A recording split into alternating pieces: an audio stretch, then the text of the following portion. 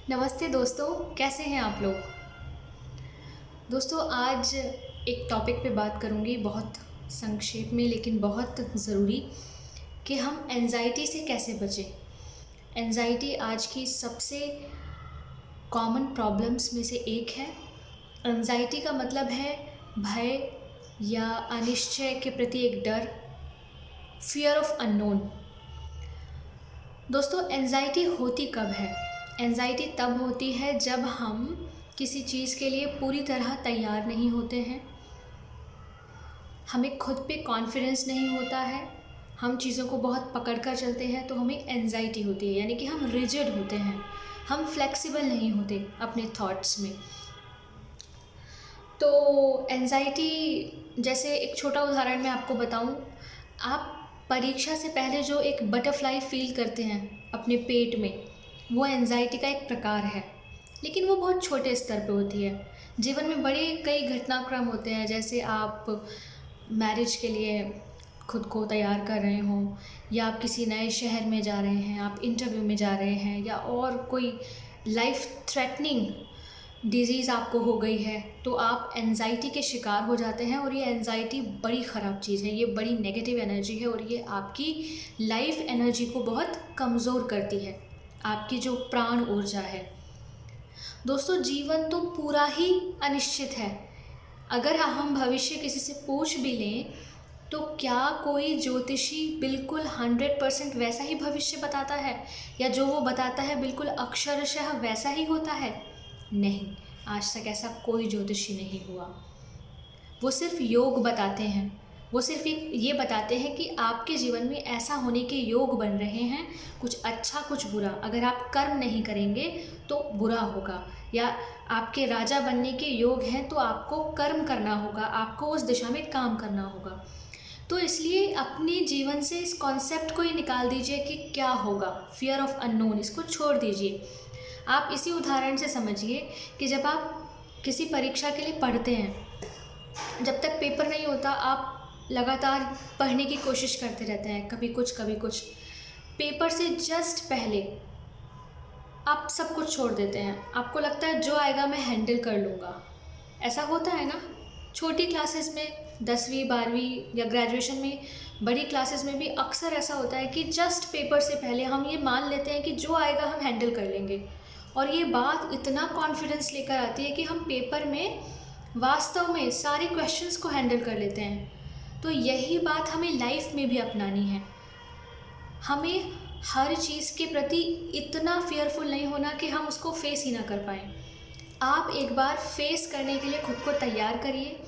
जब आप लाइफ को फेस करने के लिए तैयार होंगे तो आपकी बॉडी के, माइंड के अंदर जो ब्लॉकेजेस हैं, रुकावटें हैं, इमोशनल ब्लॉकेज हैं, वो ख़त्म होंगे। किसी चीज़ के लिए जब हम डरते हैं तो हम एक ब्लॉकेज क्रिएट करते हैं। तो आप सबसे पहले लाइफ को फेस करने के लिए खुद को तैयार करें।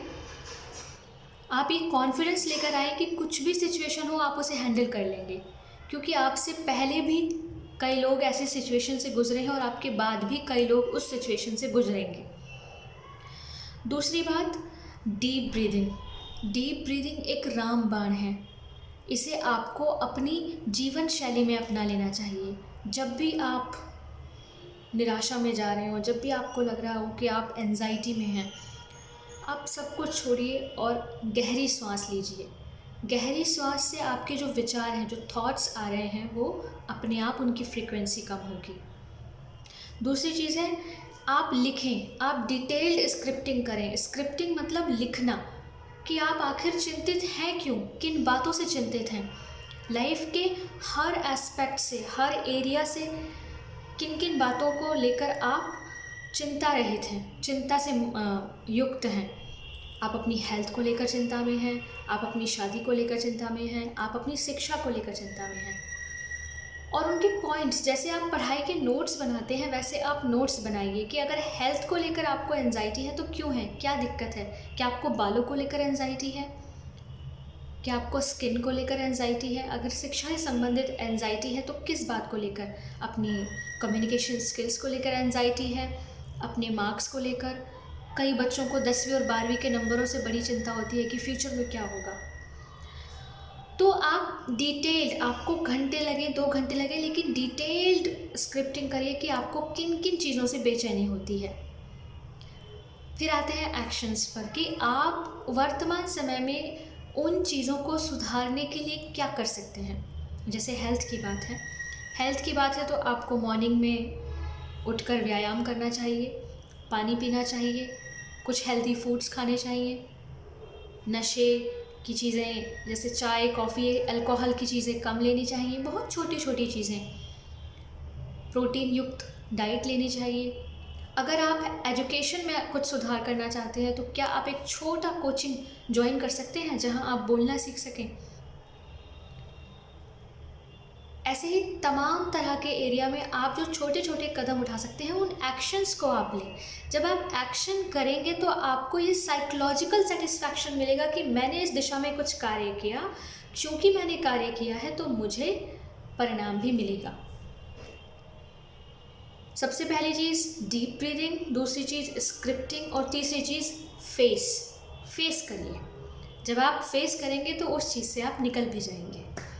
आशा करती हूँ कि आपको ये बात समझ आई होगी और आप इसे अप्लाई भी करेंगे। कल फिर एक अच्छे विचार या अच्छी कहानी के साथ आपसे मिलूँगी। नमस्ते।